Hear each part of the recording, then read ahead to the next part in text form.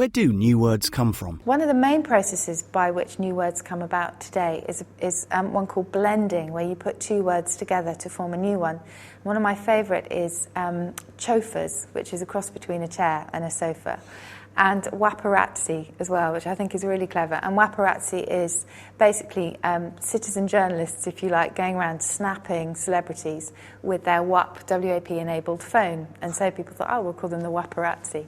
So that's quite a good example of how new words are coming about. Mandals, another one, male sandals or man sandals, is another one that's been doing the rounds in Britain anyway. Another process by which new words are born is by bringing older words back. And so cool, for example, was around probably in the late 19th century. Then it was popularised by jazz circles, Charlie Parker and people like that. And now it's just, it's used by young people everywhere. Another way in which new words are coined, if you like, is when old words come back and take on a slightly different meaning.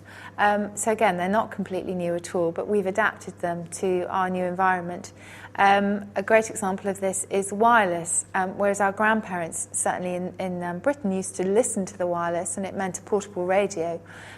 Today, wireless has everything to do with broadband and the way that we use our computers in a cable-free way. Any other ways? English has long been a hoover, really, of foreign languages, and it is made up of so many different words from different cultures, right back from Latin and Greek to modern influences now. Food is a wonderful example of that, where we just take different cuisines from around the world and we introduce obviously examples like sushi, sashimi, that sort of thing, into our language. Brand names, another key way in which we generate new words, if you like. If you think about Kleenex or Hoover, as I mentioned, those used to be brand names. Then they are still brand names, but we've somehow imported them so that we know exactly what we're talking about, and they mean anything generic. Do you have any favourite new words of the last few years? I have so many favourites from the last few years. Ever since I've been first writing the language reports, I have to collect my favourite new words of the year. I loved the idea of a marmalade dropper, which was basically a news item that made you drop your toast in the morning.